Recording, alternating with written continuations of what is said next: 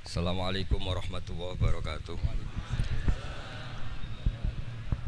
Rabbi shrah li sadri wa yassir li amri wahlul 'uqdatam min lisani yafqahu qawli. Allahumma shalli wa sallim barik ala sayyidina Maulana Muhammadin wa ala alihi wa sahbihi asma'in amma ba'du. Engkang sangat kula hormati Habib Ali Asgaf, Habib Husain Asgaf, semua keluarga, wonten Mas Fikri, Mbak Nasila, semua ingkang kula hormati, Mas Nurdin sedanten ingkang kula hormati. Niki ngaos ilmu dulu apa ngaji ijazah dulu ini?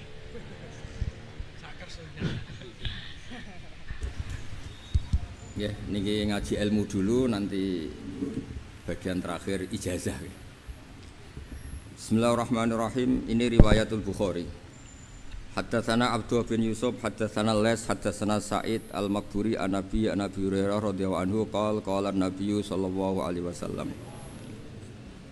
Ma minal anbiya'i nabiyyun illa qad u'tiya minal ayat ma mithluhu amana alaihil bashar. Wa innama kana alladhi utituhu wahyan awhahu wa ilayya fa arju an akuna aktsarahum tabi'an yaumal qiyamah. Dados kita tahu semua nabi itu punya mukjizat. Ya, semua nabi itu punya apa? Mukjizat. Mukjizat itu hal yang luar biasa yang memastikan manusia itu tidak bisa menyainginya atau menandinginya. Dan rata-rata mukjizat Nabi dulu itu fisik.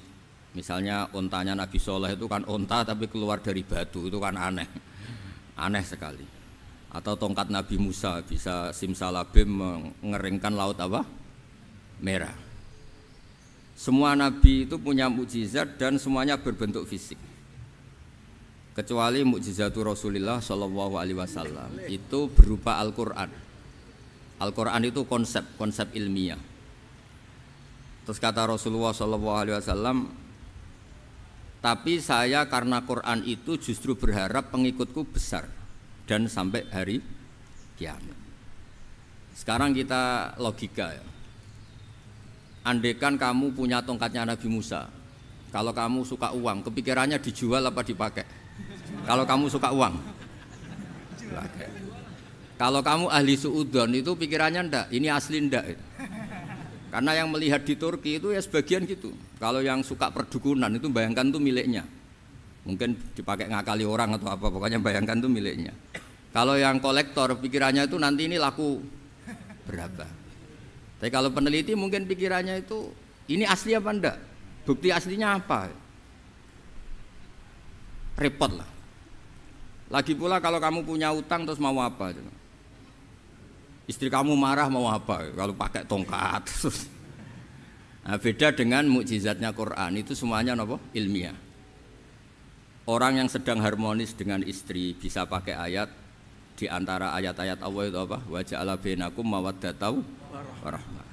Nanti kalau ditakdir cerai, saya tidak menyarankan cerai. Kalau ditakdir cerai itu masih dimotivasi sama Allah wa iyyatafarraqa yughnillahu kullam min sa'ati. Jika suami istri itu cerai, jangan-jangan suaminya dapat istri lebih baik, istrinya nanti dapat suami lebih baik. Jadi yang masa lalunya dianggap prahara. Kan banyak orang suaminya meninggal ketika nikah lagi ditanya, kangen sama suami pertama, alhamdulillah ini lebih baik. Padahal suaminya yang meninggal itu berharap istrinya ini kangen, ternyata dia sudah syukur dapat suami yang lebih baik. Jadi Quran itu menunggui kita ila yaumil qiyamah. Kita tidak bunuh diri, itu ya barokahnya Quran. Karena problem apapun kita dinasihati apa sabar, apa dinasihati sabar. Kan nggak mungkin kamu pegang tongkatnya Nabi Musa, punya masalah apa saja ngelihat tongkat, bisa apa tongkat. Tapi kalau Quran kan nasihat, solusi. Makanya Nabi berharap dengan Quran ini, saya berharap pengaruh saya, pengikut saya terbanyak ila yaumil qiyamah. Terus beliau dikomentari begini sama ini Fathul Bari, sarahnya Bukhari. Al-muradu anna mu'jizatil anbiya inqaradat binqiradi a'sorihim falam yusyahidha illa man hadaraha. Problem mukjizat nabi-nabi dulu itu kan fisik. Sehingga yang tahu kalau Nabi Soleh punya unta yang ajaib itu yang tahu ya hanya yang hadir saat itu. Yang tahu kalau tongkat Nabi Musa bertuah itu juga yang tahu hanya yang hadir saat itu. Selebihnya tahu tongkat ya di museum. Tapi kalau Quran menjadi solusi, menjadi panduan, menjadi pegangan itu ila yaumil qiyamah. Kita beri contoh ya, Quran panduan yang paling gampang misalnya begini. Dulu ini cerita ya. Dulu itu ada orang kafir cerdas namanya Jubair bin Mut'im. Itu saking pinternya dia, pinter juga tokoh. Itu sebagai delegasi pembebasan Asra Badrin. Jadi tawanan-tawanan perang Badar itu mulai dulu ya ada negosiasi mau dibebaskan. Terus orang-orang kafir ini menugaskan namanya Jubair bin siapa? Mut'im. Ini ada di Bukhari. Karena ini ngaji di Jakarta. Kalau orang nggak tahu hadis juga tanya ini sahih enggak? Wong nggak tahu kok tanya itu, wah aneh-aneh. Padahal kalau dibodoni itu ya nggak tahu. Tapi ya tetap tanya, hadisnya ini sahih enggak? Ini kata kiai apa kata nabi ini ya Ribet. Memangnya kata nabi kamu dengar kan ya lewat kiai. Memang. Setelah itu Jubair itu datang ke Madinah. Dengerin ya, datang ke mana? Madinah. Kemudian dengar Nabi baca Wattur pas sholat maghrib. Jubair karena Nabi dulu nggak ada hotel, nggak ada pondok ya. Pondoknya Nabi hanya sufah itu. Nabi baca maghrib, bukan diskusi, bukan debat, baca Wattur wa kitabim mastur fi raqim mansur wal baitil ma'mur was saqfil marfu wal bakhril masjur terus itu. Kemudian sampai pada titik ayat am khuliqu min ghairi syai'in. Masa manusia atau alam raya yang maujudat, yang nyata, yang wujud nyata. Kemudian asal usulnya itu ketiadaan. Ini kan hadhil alam maujud, alam ini kan nyata. Masa sesuatu yang nyata penciptanya itu tidak nyata. Jadi nggak mungkin ada faham nihilisme.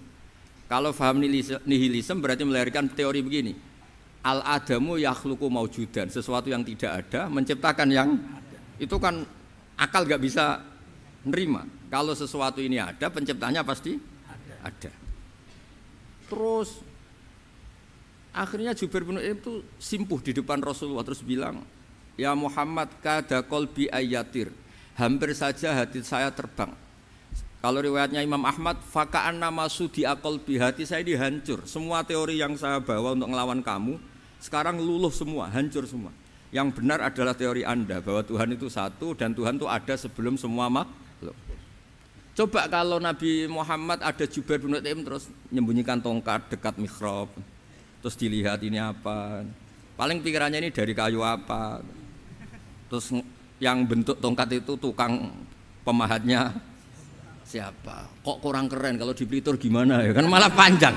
Kira-kira kalau mukjizat itu dari tongkat itu malah panjang lah pokoknya panjang. Lagi pula kamu coba kan nggak ngarah mandi, itu yang mandi kan nabinya bukan tongkatnya. Coba tongkatnya Nabi Musa coba anak-anak beki itu dipakai mukul kucing aja tidak mesti mati itu. Jadi nggak jelas mukjizat-mukjizat seperti itu nggak. Tapi kalau Quran menunggui sampai saking hebatnya Quran, teori rasionalitas, soal kampanye di mana-mana, tingkat validitas, tingkat kebenaran Quran itu bahkan bisa diuji tanpa membuktikan. Tanpa apa? Membuktikan. Cukup pakai akal. Saya tidak bosan-bosan cerita ini karena ini khazanah kita. Di kitab Nailul Ma'mul itu, di kitab Usul Fiqih, saya berkali-kali cerita ini karena ini untuk menunjukkan bahwa Quran itu liqaumi ya'qilun, liqaumi yatafakkarun. Ada seorang kiai, seorang ustadz, kiai dulu itu ya memang orang soleh, alim terus jadi kiai. Kalau kiai sekarang tuh macam-macam, nganggur terus ingin jadi kiai, terus daftar gitu. Ada lowongan di yayasan masuk ingin jadi ustadz karena dengar ada gajinya. Dulu tuh ada seperti itu, udah ada.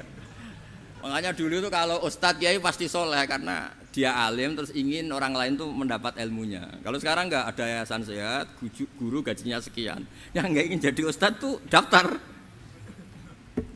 Karena ada gaji, apalagi ada kabar, ada gaji, ada mes, ada wah yang daftar banyak. Tapi mentalnya ada kiai sebetulnya. Ya kalau sampean tanya itu baik dah Gus, ya setengah baik. Ya maksudnya setengah baik ya ada baiknya lah, namanya profesi ngajar itu kan baik. Tapi setengah saja karena motifnya itu nyari gaji, bukan ingin mencerdaskan umatnya Rasulullah SAW. Itu Imam Amudi itu guru matematika. Saya nggak bosan-bosan cerita ini. Guru matematika. Muridnya sampai takut, ini masuk surga ndak? Kiai kok ndak ngajarin istighosa atau tahlil malah ngajarin apa? Matematika. Beliau meninggal terus muridnya tanya, "Ma fa'alallahu bik?" Kira-kira gitu. Apa yang dilakukan Allah? Allah nyambut Anda gimana? Terus kata Imam Amudi, bagus saya disuruh ngajar malaikat. Karena malaikat kan nggak pernah kayak anak bagi gini ngaji gini. Malaikat tuh nggak pernah ngaji, dia iman saja karena tahu surga, tahu neraka terus iman gitu aja. Jadi imannya malaikat tuh nggak keren kita. Imannya loh. Loh itu yang ngendikan Nabi loh, tidak saya. Nabi pernah tanya sama sahabat, iman yang paling keren siapa? Jawabannya sahabat malaikat. Ya enggak karuan malaikat iman. Dia yang tahu surga neraka, tahu segalanya masa ada enggak iman? Ya pasti iman lah katanya. Terus ya para sahabat engkau iman ya wajar kan menangi saya, nemuin saya. Yang hebat itu orang-orang yang tidak melihat saya, tidak saya didik tapi tetap iman. Karena dididik akal, ya tadi dididik Quran, apa dididik Quran. Sama siapa? Teks bahasa Arabnya masang. Terus Imam Amudi kata Allah, suruh dia ngajarin para malaikat cara menemukan saya. Malaikat dikumpulin terus Imam Amudi disuruh ngajar. Sama singkat kata-katanya Allah di mimpi itu. Istadilla ala wahdaniyati bihadrati malaikati. Tolong ajarkan cara menemukan saya padahal Anda ini manusia yang tidak melihat saya. Anda di Jakarta kan hanya gedung-gedung. Paling jadi khayal terus nikmat lah, Anda ikut punya tapi ikut nikmati. Itu orang desa-desa kalau ke Jakarta itu pokrol. Wah, di Jakarta itu gedungnya tinggi-tinggi, tidak kayak kampung sini. Lo udah ikut punya, ikut bangga. Di Jakarta orangnya cantik-cantik, tidak kayak orang sini. Padahal dia ya dapat orang cantik gitu. Jadi Allah itu saking pinternya, miskin-miskin ya bisa berkhayal dan bahagia. Nah, itu alhamdulillah betul. Akhirnya itu apa ini anak-anak begini saya tak niati ngajar standar anak-anak akademik. Terus pertama yang diajarkan hanya bilang gini, sama siapa teknya? Ya malaikat wahi para malaikat.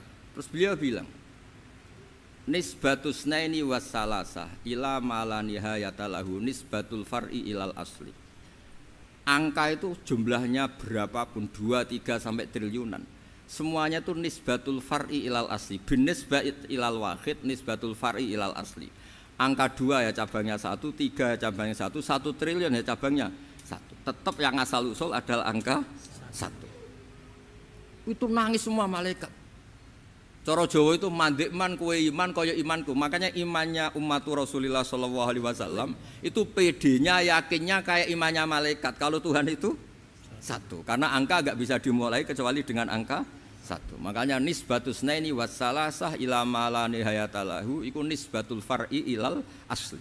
Semuanya itu nisbatnya cabang ke induk.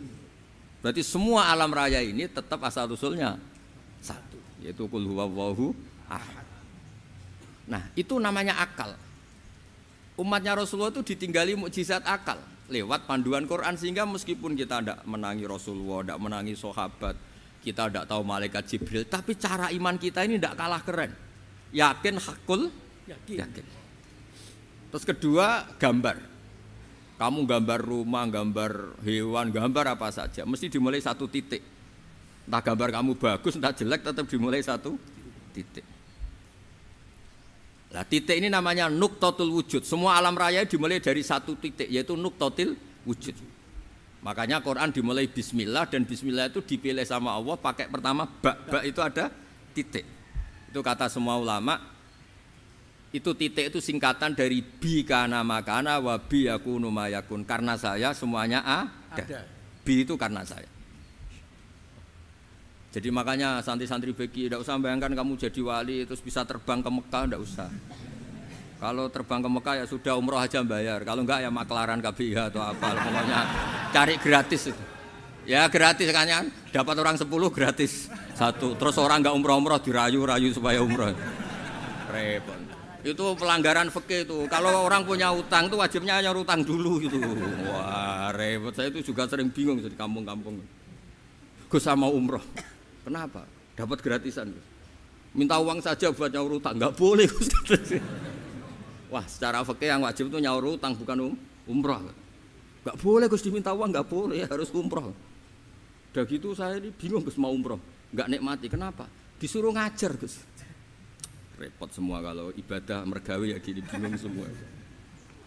Ya saya mohon anak-anak BQ semuanya yang seneng Quran itu harus seneng sampai kayak saya sehingga tahu istidlal mencari Tuhan dengan cara tauhid yang berbasis akal. Itu sedzahir imannya malaikat. Jika di klasmen iman itu manusia ulul ilmi, kita-kita yang nekuni ilmu itu nomor 1 prakteknya. Karena nomor 1 itu Allah karuan kan, syahidallah, Allah kan enggak tertandingi, syahidallah annahu la ilaha illallah, terus wal malaikatu.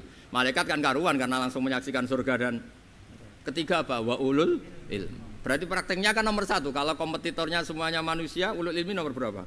1 kan? Nah nomor 3 kan dari Allah, malaikat, ulul ilm. Berarti kalau kompetisinya antar manusia nomor berapa? 1 kan? Nah kenapa ulul ilmi di nomor 3 kan tapi dari Allah, malaikat, ulul. Kerennya kayak apa? Karena cara iman ulul ilmi itu enggak ada ragunya sama sekali. Kamu ragu enggak kalau 2 itu cabang dari 1, asal-usulnya 1? Enggak pernah kan ragu kan? Semua gambar seruat apapun dimulai dari 1 titik, ragu enggak? Enggak kan? Nah, imannya umatnya Nabi karena dipandu oleh Quran itu seyakin itu, sehakul yakin itu. Nah itu terus Jubair bin Mut'im jadi iman. Am khuliqu min ghairi syai'in am humul khaliqun. Terus kata Allah lagi, kalau kamu tidak percaya saya yang bikin langit bumi ya gampang dong, kamu saja yang ngomong kalau kamu yang bikin. Paling orang sepakat kamu stres. Terus hanya ayat gitu, am khalaqus samawati wal ard. Kalau kamu tidak yakin Allah yang bikin ya silakan Anda klaim saja kalau kamu yang bikin langit bumi. Bala yuqinun. Kamu juga gak mau kan dibilang stres. Nah ini terus saya teruskan ya. Makanya mukjizat terbesarnya Nabi adalah Al-Quran. Karena Al-Quran itu cerita tentang hukum-hukum akal, cerita tentang logika-logika peradaban. Misalnya logika peradaban, contoh paling gampang. Di Quran itu ada sekian ayat yang Allah cerita peradaban. Misalnya wa ahsinu innallaha yuhibbul muhsinin. Itu dikutip terus kemudian disimpulkan dalam peradaban. Kata Sayyidina Ali karramallahu wajhah ngendikannya gampang. Ahsin man syi'ta takun amirah. Kamu berbuat baik saja sama seseorang, maka otomatis kamu akan jadi pemimpinnya. Ada orang enggak tamat SD, enggak tamat papa, gobloknya minta ampun. Tapi karena gaji seorang pakar, oh kamu tak gaji 1 bulan 1 miliar, perusahaan saya jadikan besar. Itu dikongkan ngalor ngidul ya nurut. Hanya karena dia ihsan. Terus wastaghni amman syi'ta takun nadhira. Ya, saya ulang lagi. Wastaghni amman syi'ta takun nadhira. Dan kamu jangan butuh orang lain, siapapun dia, maka kamu akan setara. Misalnya ada menteri orang antri mau salim, tapi kamu tidak butuh kan tenang saja. Tapi kalau kamu butuh, habis kamu. Ya kan, kamu tidak butuh seseorang maka kamu posisinya akan setara. Kamu harus sopan karena punya utang jasa. Kalau nggak punya apa-apa kan setara. Ya enggak. Misalnya kamu jajar rektor atau jajar menteri, jajar apa saja. Kalau kamu tidak punya utang kan, kamu jajar menteri tidak punya utang, sama jajar satpam tapi punya utang, takut mana?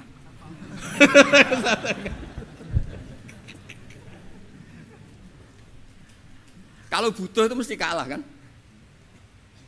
Ada pejabat misalnya nggak begitu cantik sama perempuan cantik yang kamu butuh ingin dicintai, takut mak. Padahal nggak jelas orang ini pangkatnya apa, nggak jelas. Jadi dalam hukum sosial itu kata Sayyidina Ali wastaghni amman syi'ta takun nadhira. Kamu jangan butuh seseorang maka kamu akan setara. Terus yang terakhir wahtas ila man syi'ta takun asirah. Asirah pakai sin. Dan silahkan butuh seseorang maka kamu akan jadi budak dia. Ya coba misalnya Anda seorang profesor, seorang alim, seorang getop, misalnya mencintai janda di ujung kampung sana, jalan kaki 2 kilo, padahal itu gak tamat SD, tapi gara-gara seneng,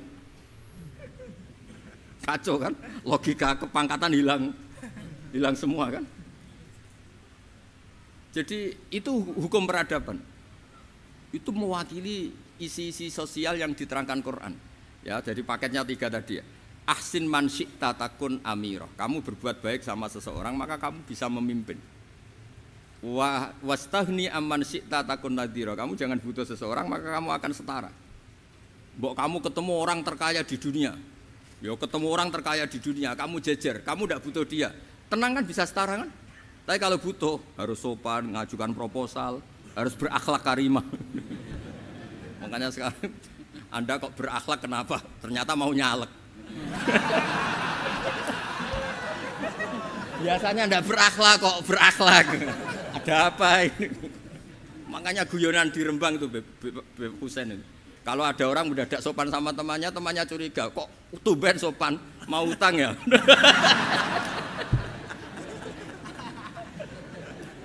Zaman akhir itu kacau.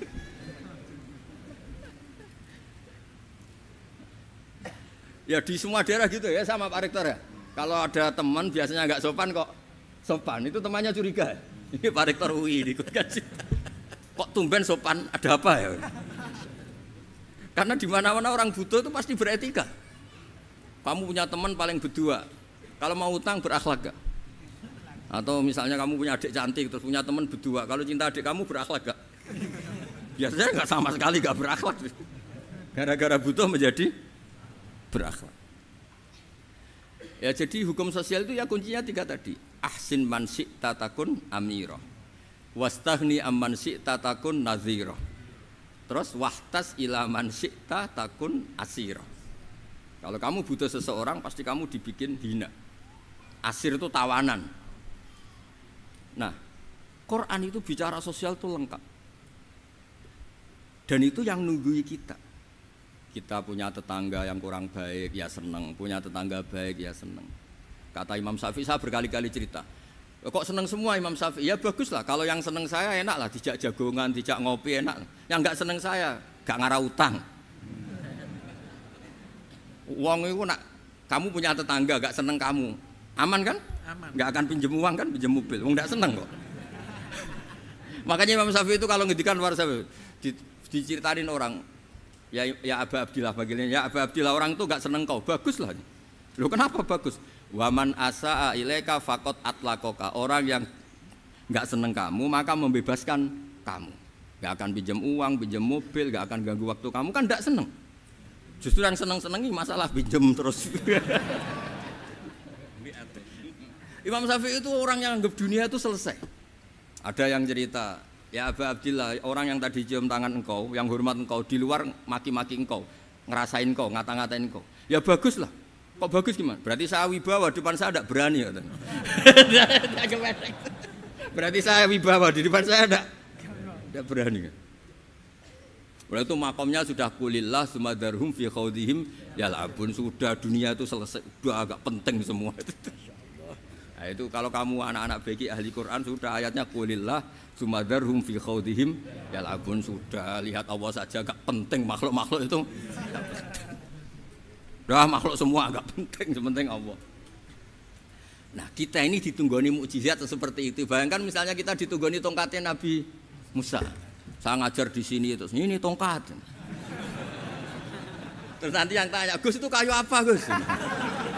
Nanti yang kolektor tanya itu harganya berapa Gus? Ruwet apa? Terus yang ahli suudon itu asli gak Gus? Wah.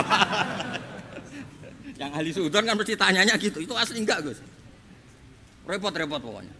Tapi kalau Quran kan jelas, kenapa? Jelas. Ya terus saya teruskan. Fala yamurru terus al murad anna mu'jizatil anbiya in qaradat binqidari aqsam satu wa mu'jizatul Quran mustamirratun ila yaumil qiyamah. Wa kharquhu lil adat fi uslubihi wa balaghatihi wa ikhbarihi bil mawhibat. Terus kata ini yang ngarang Fathul Bari sarahnya Imam Bukhari. Fala yamurru asrun minal a'sar illa wa yadharu fihi syai'un mimma akhbaru bi annahu sayakun yadullu ala sihhati da'wahu wa hadza aqwal muhtamilat wa takmiluhu fil ladzi ba'da wa qilani ya anal al makna anal mu'jizat al madiyah kanat khissiyatan tusyahadu bil absar kana qati sholeh wa asa Musa. Mukjizatnya nabi-nabi dulu itu hanya penyembuh, hanya pelengkap, hanya nuruti keinginan mata. Seperti dahsyatnya apa? Laut Merah di sebelah apa dipukul sama tongkatnya Nabi siapa? Itu semuanya itu hanya memanjakan mata. Urusan mata. Terus wow itu. Tapi kalau mukjizatnya Nabi Muhammad itu berdasar akal. Maksudnya berdasar akal nih dengerin ya. Dengerin betul. Ketika Laut Merah terus tersibak kan wow itu keren kan? Terus kita bilang, menyimpulkan, wah kita tidak akan mampu. Itu bodoh sekali kesimpulan kita tidak akan mampu. Meskipun bikin nyamuk, Anda juga tidak mampu. Loh, untuk memutuskan tidak mampu saja kok sampai pertunjukan seperti itu tuh laopo, cek goblok gitu. Nah kalau kita karena umat yang pinter untuk memaksa kita nggak mampu, Allah bilang innallaha la yastahi ayadriba mathalam ma ba'udah. Kita melihat nyamuk langsung berkesimpulan tidak mampu. Saya berkali-kali cerita nyamuk itu sudah kecil, masih punya urat, uratnya kayak apa? Masih punya kuman, kumannya seberapa? Ya enggak? Nyamuk itu kecil, punya organ tubuhnya punya urat. Itu kalau kamu pinter, antara tongkatnya Nabi Musa menyibak Laut Merah sama nyamuk itu sama-sama berkesimpulan melahirkan satu faham bahwa kita tidak mampu. Loh, untuk memaksa tidak mampu saja kok menuju pertunjukan ada onta keluar dari batu, Nakotu Soleh, ada tongkat yang bisa mengeringkan Laut Merah. Cik goblok ya. Lah kita alhamdulillah tidak jenis goblok yang seperti ini. Untuk ikrar bahwa Allah itu hebat ala kulli syai'in, cukup lihat nyamuk, kagum kan? Sudah tidak usah bikin hidup. Saya berkali-kali mencontohkan. Para pemahat tak suruh bikin patung gajah itu mampu. Tak suruh bikin patung nyamuk kalau bisa. Nyari materi dari apa coba? Gampang mana bikin patung gajah sampai patung nyamuk? Gajah, makanya Allah bikinnya contoh itu untuk ijaz itu pakai nyamuk bukan pakai. Itu kalau ustadz-ustadz yang agak jorok malah contohnya nyamuk Gus. Itu kecil. Itu kayak apa? Di dalamnya dia hamil. Itu anaknya kecil lagi, telurnya kecil lagi, itu gimana itu cara bikin itu?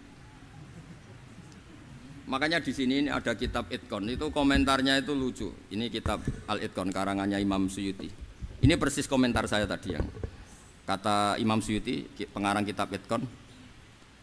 Wahya imma khissiyah wa imma akliyah. Jadi mukjizat itu ada yang fisik, bisa dilihat indra, panca indra, bisa dilihat akal. Wa aktsaru mu'jizati Bani Israil kanat khissiyah li baladatihim. Bilada itu goblok, wakillati basairihim. Dasar wong goblok. Mukjizat kok ngenteni sing wow. Maksudnya dasar untuk ngakui Allah hebat saja kok nunggu hal-hal yang seperti itu gitu. Paham gitu?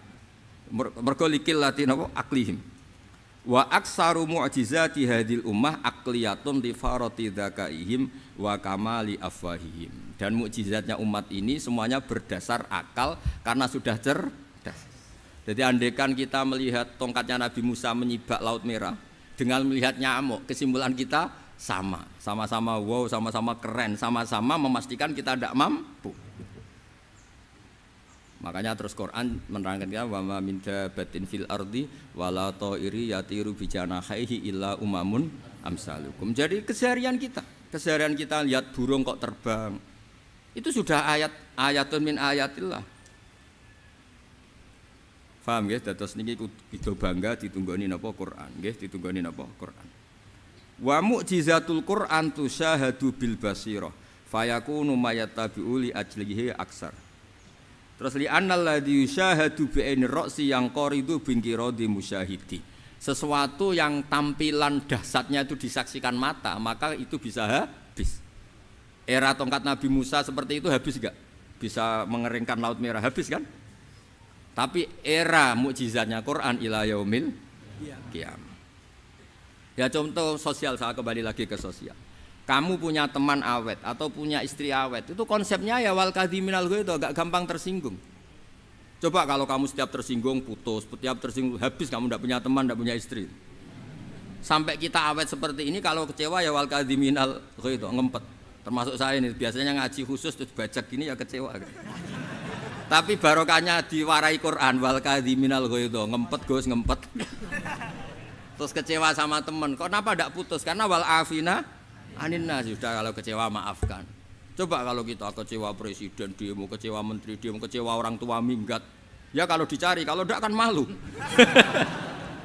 Saya itu punya teman tak tanya, kecewa Gus sama bapak itu, kenapa tidak minggat? Malu. Kenapa malu? Takut gak dicari. Itu orang tuh paling malu itu kalau keluar dari rumah nggak di. Saya punya teman lagi, saya ini takut mati Gus. Kenapa? Takut istri saya ada nangis Gus. Itu kematian terburuk itu kalau sudah mati, tahu istrinya ada nangis. Oh itu malu betul itu. Makanya jangan mati, pokoknya pastikan orang sekeliling Anda nangis itu baru berani mati. Kalau enggak jangan. Ya jadi mukjizatnya Nabi itu luar biasa. Walladzi yusyahadu bi'ainil aqli bakin yusyahiduhu kullu man jaa ba'dal awali mustamirran.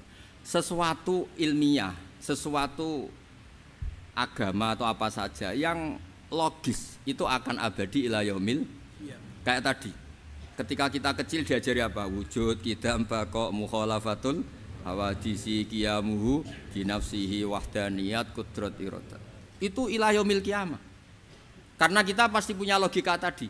Masa alam raya yang maujud didahului ketiadaan. Kemudian ketiadaan ini kita rumuskan, ketiadaan inilah yang bikin alam raya. Di mana-mana nihilisme ketiadaan ya layu asfiru namanya tiada ya tidak punya akibat apapun. Yang punya akibat apapun ya sesuatu yang wujud. Loh itu kan ila yaumil qiyamah, sampai kapanpun teori itu akan nunggui kita ila yaumil qiyamah. Tapi kalau tongkat Nabi Musa ketika kita tidak melihat kan punya alasan tidak ngandel, Musa tidak tahu. Tapi kalau kamu seperti ini, orang paling mulhid sekalipun, paling ateis sekalipun terus ditanya, bisa enggak Anda mulai angka di luar angka 1? Tidak bisa kan? Makanya benar Imam Amudi tadi ketika diminta Allah istadilla ala wahdaniyati bi hadrati malaikati, tolong ajarkan kenapa manusia begitu yakin kalau saya ini satu padahal mereka tidak melihat saya. Terus beliau ngendikan apa? Nisbatus naini wassalasa ilal wahid nisbatul far'i ilal asli. Angka 2, 3 sampai enggak terbatas, semuanya dibanding angka 1 itu nisbatul far'i ilal asli. Semuanya itu cabang dari angka 1. Itu mbok siapapun enggak usah ditunggoni nabi, enggak usah ditunggoni wali. Logikanya akan seperti itu. Itu yang dimaksud apa? Walladzi yusyahadu bainil aqli bakin yusyahidu kul man ja'a badal awal mustamir.